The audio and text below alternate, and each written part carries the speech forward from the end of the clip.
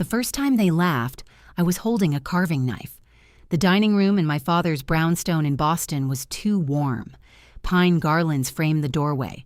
White candles reflected in the tall windows, turning the glass into mirrors. Outside, snow slid quietly past the street lamps on Beacon Street. Inside, the table was set with his heavy silver, the kind he only brings out when he wants the evening to feel important. I stood at the head of the table because he handed me the knife. He insists on carving the turkey himself every year. This time, he stepped aside with a small, amused gesture, as if delegating a harmless task to the child who prefers harmless work. "Laura can do it," he said. "She's precise." Polite laughter followed. I cut clean, even slices. The rhythm of it steadied me. Pressure down, draw back, separate, repeat. "Before we start," my sister Megan said, rising from her chair too quickly, wine glass lifted. Her red dress caught the candlelight. She liked moments like this. "I want everyone to meet someone." She placed her hand on the forearm of the man beside her. "This is Captain Marcus Hale," she said brightly. "Army Ranger, actual boots-on-the-ground hero." My father straightened immediately. Admiration was easy for him when it came in uniform and muscle. My stepmother's smile turned sharp with approval. Marcus nodded once. Controlled, alert, even in stillness. "And," Megan continued, turning toward me with theatrical warmth, "this is my sister Laura, our quiet little analyst." She let the words settle before adding, "She keeps the spreadsheets running." A ripple of laughter moved down the table. "Spreadsheets don't save the world," my cousin muttered. More laughter. I placed another slice of turkey onto the platter.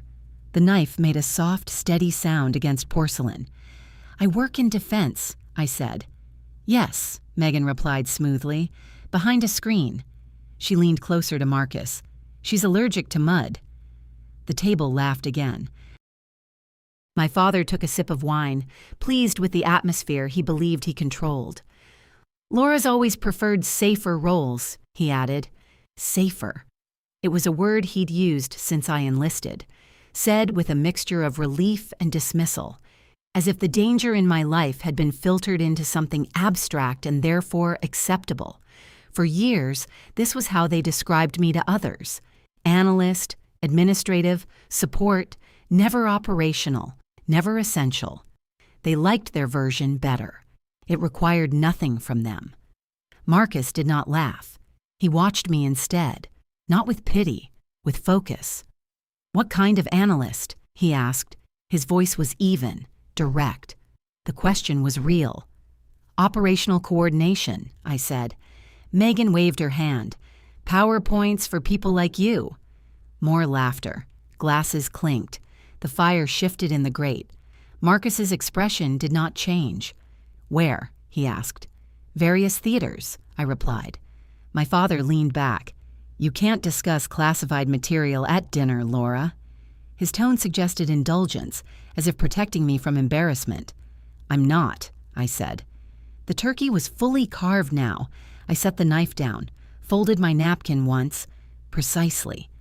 "Operation Iron Eclipse," I said calmly. The room stilled. The name did not belong in this house. It carried weight that did not match pine garlands and crystal. Marcus's shoulders tightened almost imperceptibly. "That was Syria," he said. "Yes." No one at the table moved.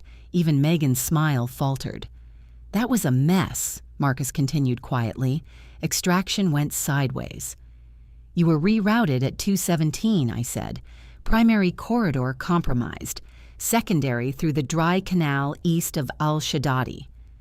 The only sound was the clock above the mantel. Marcus stared at me now.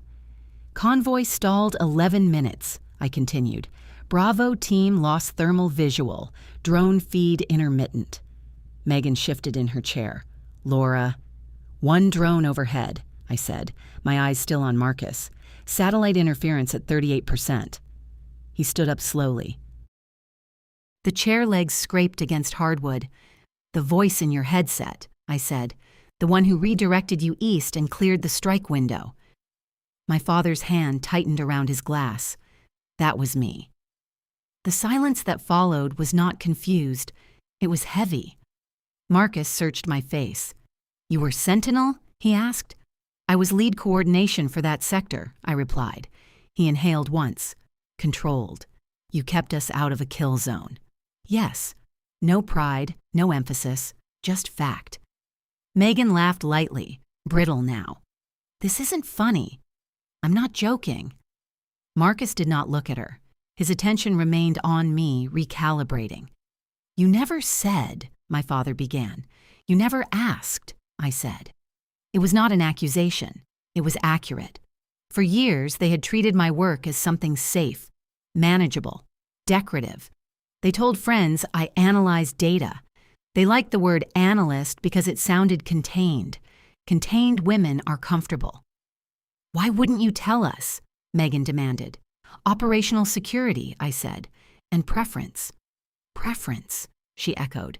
"I don't explain myself in rooms that have already decided who I am."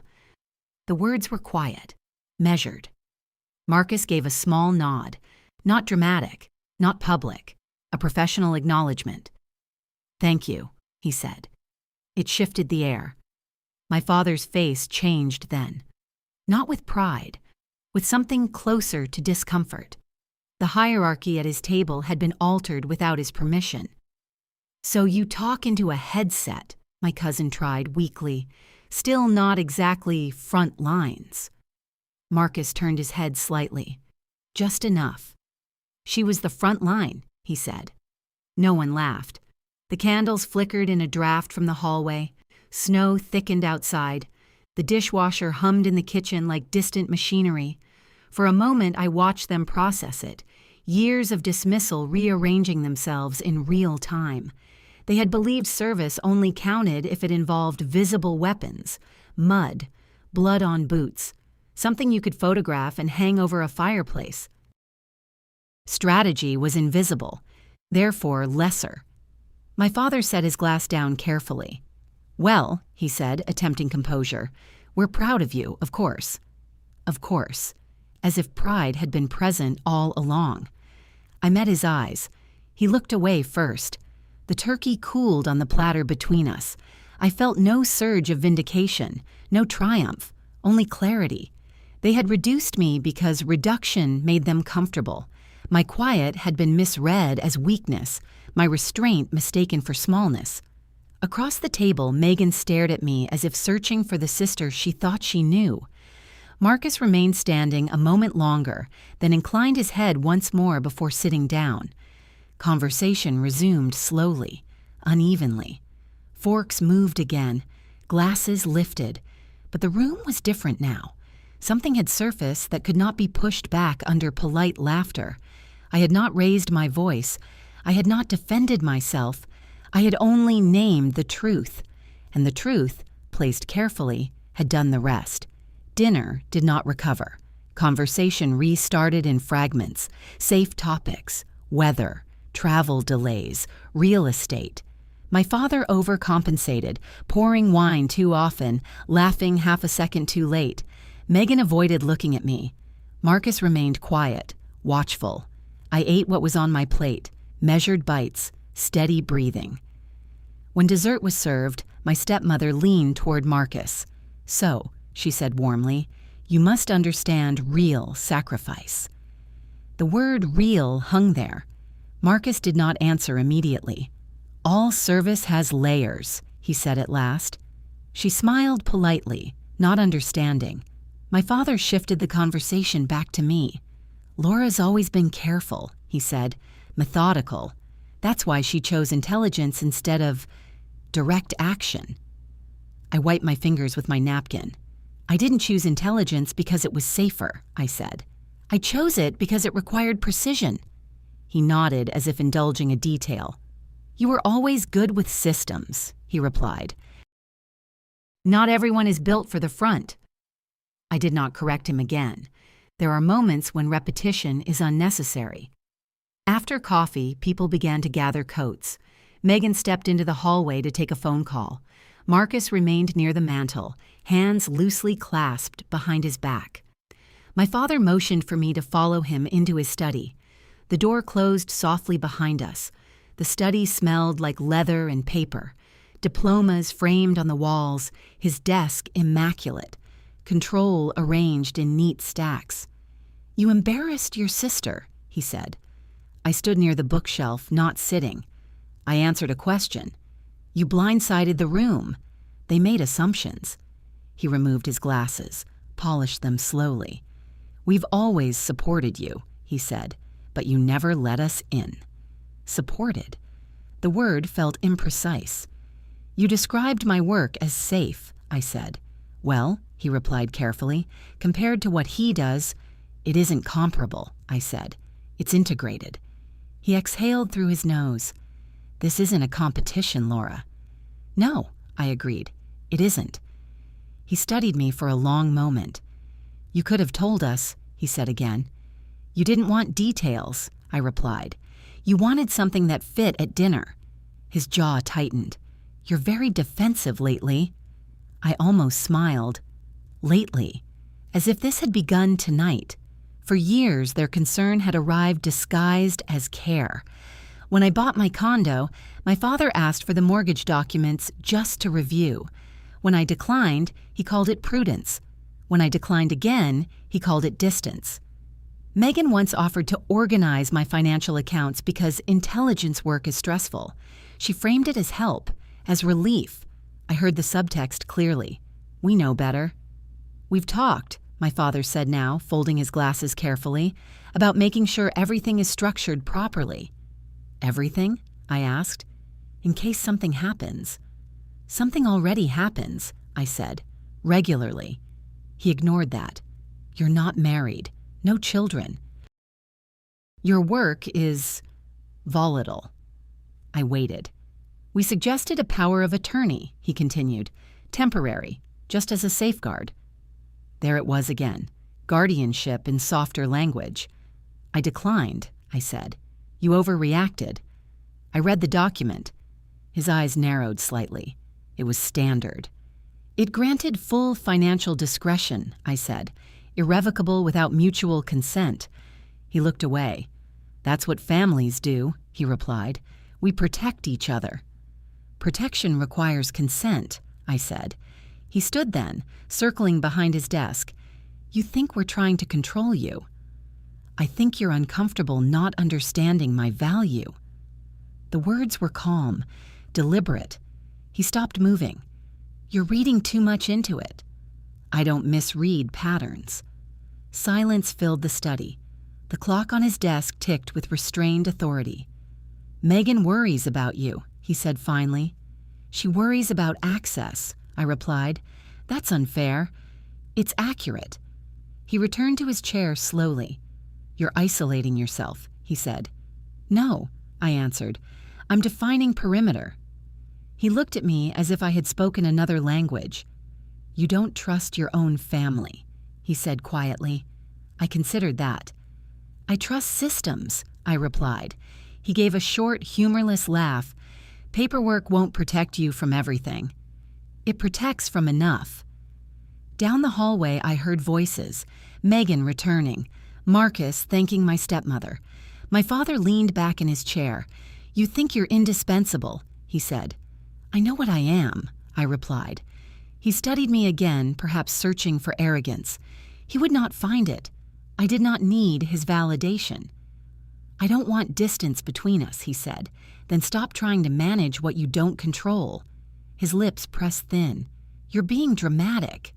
"No," I said. "I'm being clear." A soft knock interrupted us. Megan opened the door without waiting. "Everything okay?" she asked lightly, though her eyes were sharp. "Of course," my father replied. She looked at me. "You could have told me," she said. "You didn't ask," I answered again. She crossed her arms. "You made me look foolish." "I didn't mention you." Her jaw tightened. "You always do this," she said. "Hold things back so you can drop them when it suits you." I regarded her evenly. "I don't perform for rooms." She let out a short breath. "You think you're above us." "I think I'm responsible for myself." "That's not the same thing." "No," I agreed. "It isn't." Marcus appeared behind her then, pausing in the doorway. "Everything all right?" he asked quietly. My father straightened. "Family discussion," he said. Marcus's eyes moved from him to me. "You saved my unit," he said simply. "That matters." No one responded. It shifted the balance again. Megan looked between us. "So what?" she said finally. "You want applause?" I shook my head. "I want autonomy." The word landed harder than any accusation. They were not used to it. My father stood. "This is Christmas," he said sharply. "We're not doing this tonight." I nodded. "Then don't." I moved toward the door. "Laura," Megan called. I stopped but did not turn immediately. "You're not the only one who serves," she said. "I know," I replied, turning now. "That's why I don't diminish it." Silence settled once more. Marcus stepped aside to let me pass. He did not speak, but there was understanding in his expression. Not admiration, recognition. As I walked back into the dining room, the tree lights blinked steadily. The plates had been cleared. The room looked almost normal again. Almost. They had seen something tonight they could not reduce, and they were unsettled by it. Pressure rarely arrives as confrontation. More often, it comes as concern, as management, as paperwork placed gently across a table. I had been watching that pattern for years. Tonight was only the first crack. I did not leave immediately. That would have looked reactive. Instead, I helped clear the table. Plates stacked, silver aligned. Candles extinguished one by one. The room smelled faintly of wax and citrus polish. My stepmother avoided my eyes. Megan spoke too brightly about travel plans. Marcus stood near the window watching snow gather along the sill. When the last guest coat disappeared into the hallway, my father returned to the dining room with a fresh glass of wine. "Let's not end the night badly," he said. It was phrased like a request. It carried the weight of instruction. "I'm not ending anything," I replied. Megan sat back down at the table. "You changed the dynamic," she said. "You know that." I named something true. "You weaponized it." I considered that. "If truth feels like a weapon," I said, "ask why." She shook her head. "You're always so controlled." "Yes, that's not normal. It's trained." Marcus moved closer then, not intruding, just present. "What exactly is the issue?" he asked quietly. My father answered before I could. "There is no issue. We were discussing long-term planning." "For Laura," Megan added, "in case her work becomes complicated." Complicated. I looked at her. "You tried to file for limited financial authority last year," I said calmly. Her expression shifted, then hardened. That was precautionary. It required a physician's evaluation. "For stress," she replied. "You've been deployed repeatedly." "Coordination deployments," I corrected. "Not psychological incapacity." My father's voice sharpened. "We never said incapacity." The document did. Marcus's gaze moved between us, assessing without commentary. Megan leaned forward. "You disappear for months. You don't talk about what you do. You expect us to just trust that everything is stable." "Yes," I said. "That's not how families work." "It is when clearance is involved." My father set his glass down too firmly. "We're your next of kin." "I've updated that designation," I replied. The room stilled. "What does that mean?" Megan asked. "It means authority requires consent." "You removed us?" my father said slowly. "I reassigned legal proxies." "To who?" Megan demanded. "To counsel." The word landed quietly. My father stared at me as if recalculating terrain. "You hired a lawyer?" "Yes." "When?" "Months ago." Megan laughed once, short and incredulous. "So you were planning this?" "I was preparing." "For what?" she asked. "For escalation." Silence deepened. I walked to the sideboard and retrieved my coat. From its inner pocket, I removed a sealed envelope. Cream paper, clean edges, my name typed neatly in the corner. I placed it on the table between us. "What is that?" my father asked. "Formal notice." Megan's voice thinned. "Of what?" "Revocation of any assumed or attempted authority, financial, medical, or administrative." Marcus did not move. My father did not touch the envelope. "You think we would exploit you?" he said. "I documented attempts," I replied. "Attempts?" Megan repeated. "Bank inquiries," I said evenly. "Insurance access requests. Draft powers of attorney." Her face flushed. "That was help." "It was access." My father finally picked up the envelope. His fingers were steady but slower than usual. "You're overreacting," he said. "No," I answered. "I'm defining perimeter." He broke the seal. The paper inside was thick, legal language precise, dates listed, signatures notarized. Megan stood abruptly. "This is insane." "It's clean," I corrected. Marcus stepped back slightly, giving space without withdrawing. "You blindsided us," Megan said. "You tried to preempt me." "We were protecting you." "From what?" She had no answer ready. My father scanned the page, jaw tightening as comprehension set in. "You went outside the family." "Yes, that's betrayal." "No," I said. "It's governance." The clock ticked on the mantel. Snow thickened beyond the windows. The house felt smaller now, its edges sharper. "You always think you're the smartest one in the room," Megan said quietly. "I don't think that," I replied. "I verify." She stared at me. "So what happens now?" "Nothing," I said, "unless you attempt interference again." "And if we do?" my father asked. "Then it escalates formally." The word formal silenced him. I had not raised my voice once. I had not accused them of malice. I had simply removed their leverage. Marcus finally spoke. "She's not attacking you," he said. "She's setting terms." My father looked at him sharply. "You don't understand our family." Marcus held his gaze. "I understand command structure." The air shifted again. Megan's hands trembled slightly, though she hid them behind crossed arms. "You never told us about Iron Eclipse," she said. "You never needed to know," I replied. "You could have trusted us." "Trust requires respect." My father folded the document carefully. "You're making a mistake." "I rarely do," I said. "Not arrogance, experience." For years, I had allowed their narrative to stand because it cost me nothing operationally. Let them believe I managed spreadsheets. Let them think my work was contained. But when containment turned toward control, I adjusted. Systems reward foresight. "I don't want distance," my father said again, softer now. "Then stop reaching," I answered. Megan's expression shifted from anger to something closer to recognition. "You've been planning this since before tonight." "Yes." "Because of us. Because of pattern." She looked down at the table. The tree lights blinked steadily in the corner. Green, gold, red, order in repetition. Marcus stepped toward me. "For what it's worth," he said quietly, "the unit owes you more than we can say." I inclined my head. It was my job. "No," he replied. "It was judgment." The distinction mattered. My father watched the exchange, something unsettled in his posture now. "You think this changes things," he said. "It clarifies them." I picked up my coat. "Laura," Megan said. I paused.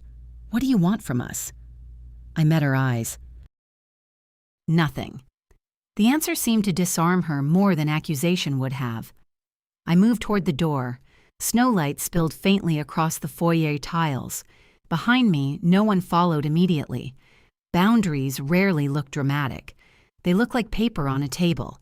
They look like a woman who does not argue. They look like departure without apology. I opened the door. Cold air met my face. Inside, the house remained warm and unsettled. Outside, the street was quiet. I stepped into it without hesitation. Snow absorbed sound. By the time I reached the corner, the house behind me was already muted. Light glowed through the tall windows, warm and contained. From the sidewalk, it looked intact, stable, as if nothing had shifted inside. I did not drive immediately. I stood beneath a street lamp and let the cold settle into my lungs. My breath formed steady clouds. No shaking, no surge of emotion, just recalibration. Pressure does not disappear when you name it. It relocates. My phone vibrated once. Megan. I let it ring out. A second notification followed. My father. I silenced the device and placed it back into my coat pocket. 3 days later, the first formal response arrived. Not from them, from the bank. A compliance officer requested confirmation of revocation status regarding a previously initiated inquiry. The language was neutral, procedural, but it confirmed what I already knew. They had tried again, not after the dinner, before it. The inquiry had been placed 10 days earlier. Concern regarding cognitive stress due to classified deployment cycles. Supporting documentation requested. Family statement attached. I read the file twice. The phrasing was careful, suggestive, not accusatory. It positioned me as overwhelmed, burdened, in need of assistance. Marcus's words returned to me. She's setting terms. I forwarded the notice to my attorney without commentary. Within hours, he responded with a copy of the cease and desist he had prepared but not yet filed. He recommended immediate submission. I approved it. No anger, no discussion, just process. By the following afternoon, certified letters were delivered to my father's address and to Megan's condominium.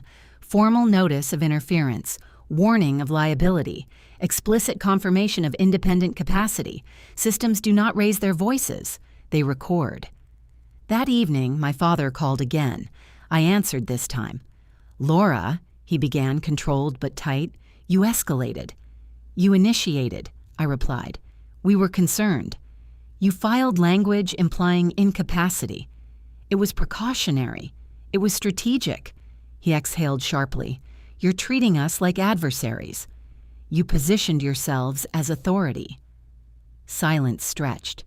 "You could have spoken to us," he said. "I did," I answered. "You dismissed it." Megan's voice entered faintly in the background. "She's overreacting," she said, not realizing I could hear her. I did not respond to that. "You've made this legal," my father continued. "That damages trust." "Trust was damaged when you attempted access." Another pause.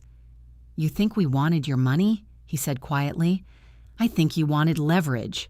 His breathing shifted, slower. "That's insulting." "It's accurate." He lowered his voice. "You've changed." "No," I said. "You noticed." The call ended without resolution.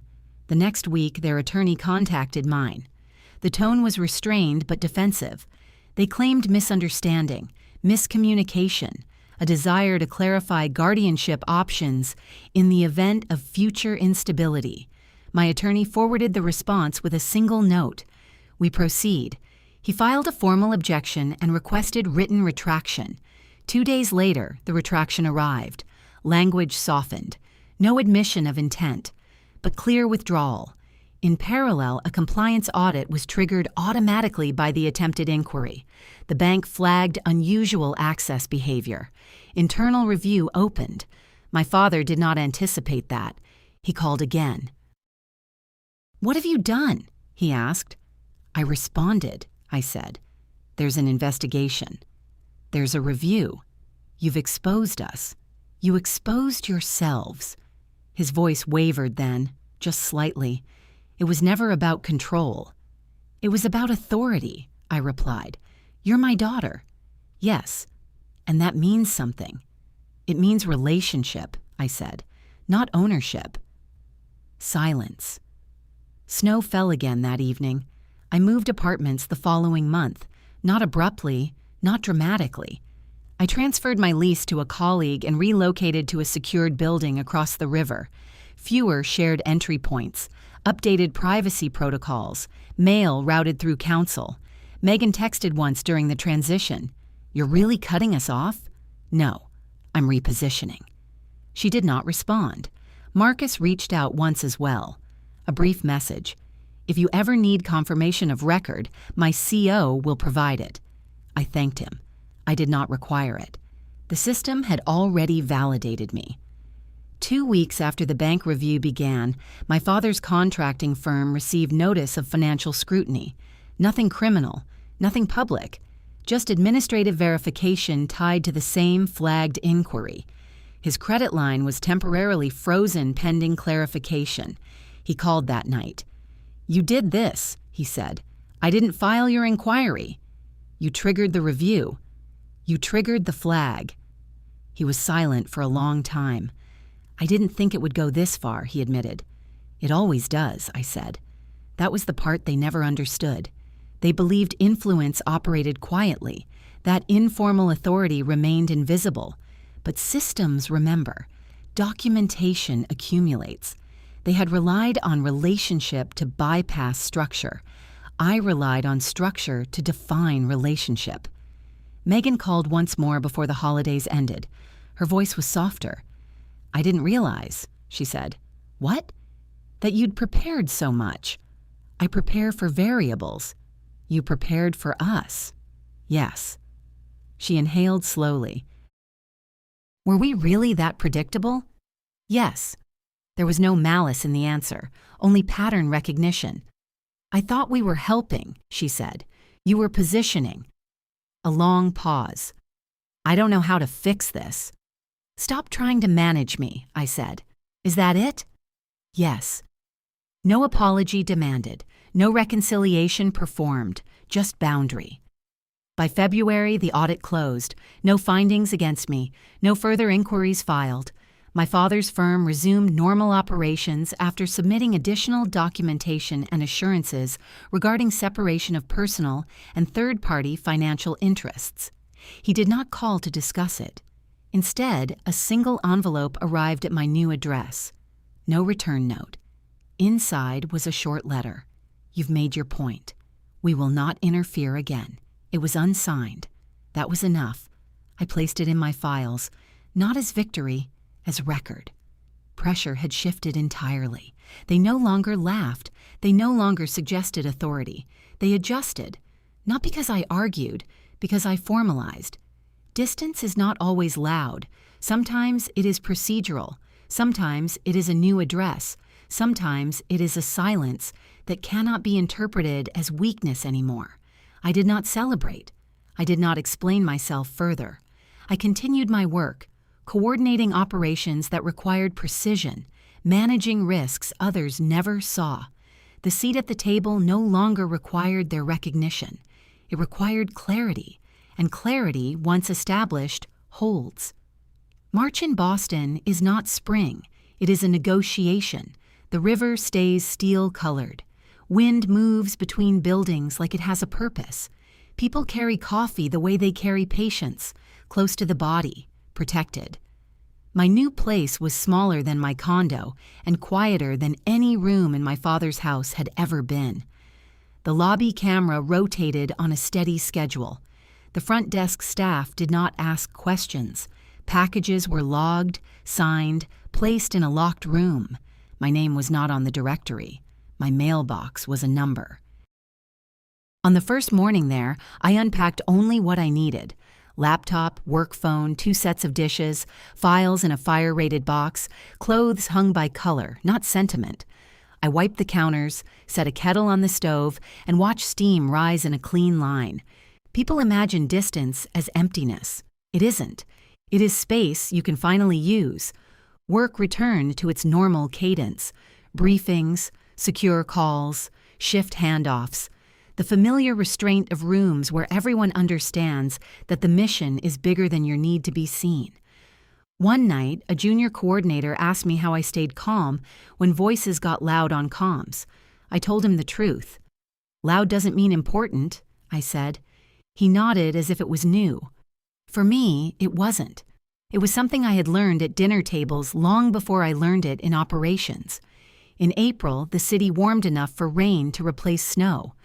I walked across the common after a long day and felt the damp air settle against my face like a cooling hand. The world smelled of wet soil and brick. My phone buzzed as I passed the public garden. Unknown number. I answered anyway. "Laura," my father said.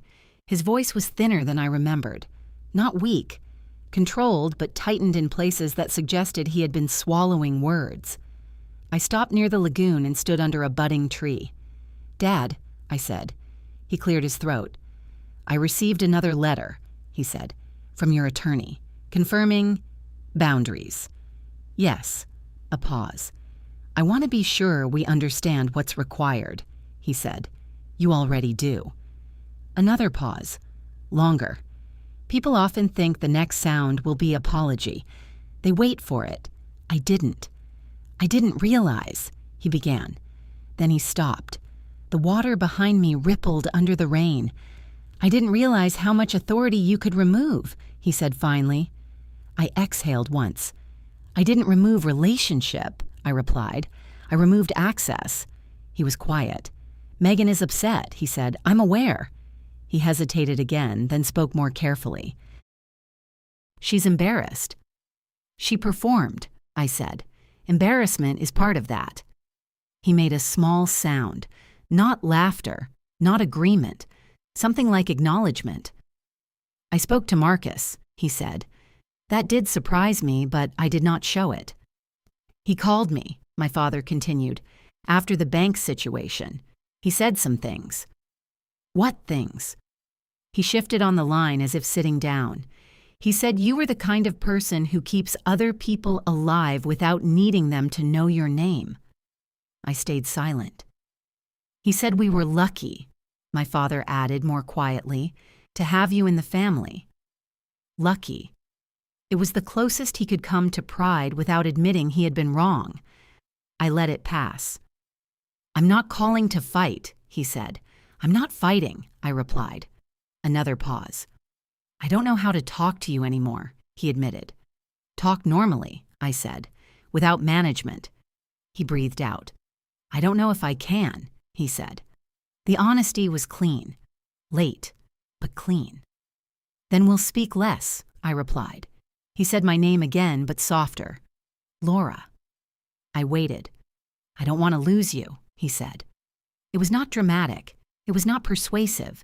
It sounded like a man who had finally realized that proximity is not guaranteed. "You didn't lose me," I said. "You lost your assumptions." He was silent for so long I thought the call had dropped. Then quietly he said, "Your mother would have—" I cut him off gently, not harsh, just firm. "Don't use her," I said. The line went still. "I won't," he answered. Rain tapped the surface of the lagoon like fingertips. He cleared his throat again. "Will you come for Easter?" he asked. No demand, no expectation. A test. "No," I said. He didn't argue. "I understand," he replied, and I believed him only because he didn't try to bend the word into something else. "Megan wants to talk," he said after a moment. "I'm available," I replied, "if she can speak without trying to negotiate." "She thinks you're punishing her," he said. "I'm not punishing anyone," I answered. "I'm choosing what I allow." He exhaled, slow. "All right," he said. We ended the call without warmth and without hostility. That was progress. A week later, Megan called. Her number, this time. I answered at my kitchen counter while I made tea. "Hi," she said. Her voice sounded smaller on the line than it had at the table. Not fragile, just stripped of audience. "Hi," I replied. Silence stretched between us. "I keep replaying Christmas," she said. I didn't respond. "I didn't know," she added, like it could change the past. "I know," I said. She took a breath. "Marcus told me," she said, "what you did, what you were. He said he owes you his life." I watched the kettle's light click off. "I don't want debt," I said. "I want boundaries." "I didn't mean it like that," she replied quickly, then steadied herself. "I'm trying to understand where I went wrong." "You tried to define me," I said. "Then you tried to access what wasn't yours." She was quiet. "I thought you were hiding because you were ashamed," she said. I poured water into the mug. "I was hiding because you were careless with stories," I replied. A pause. "I didn't think you'd ever push back," she admitted. I did for years, I said. You called it drama when it didn't serve you. Her breath hitched slightly, then steadied. You're right, she said. It was a plain sentence, no performance. I waited. I'm sorry, she said finally, for calling you small, for making it a joke. I held the mug between my hands, warmth rising. Thank you, I said. The words were simple. Not forgiveness, not punishment, just acknowledgement. I don't know what to do now, she admitted. Stop reaching, I said. If you want a relationship, earn it with respect, not proximity. She swallowed. Dad said you changed your proxies, she said, that you took us off everything. I did, I replied. Will you ever put us back? No, I said. The truth landed quietly. She didn't argue. Okay, she said, and I heard something in that word shift. Grief, maybe, or relief, or the first real understanding that some doors only open one way. I miss you, she said after a moment. I let the silence hold before answering.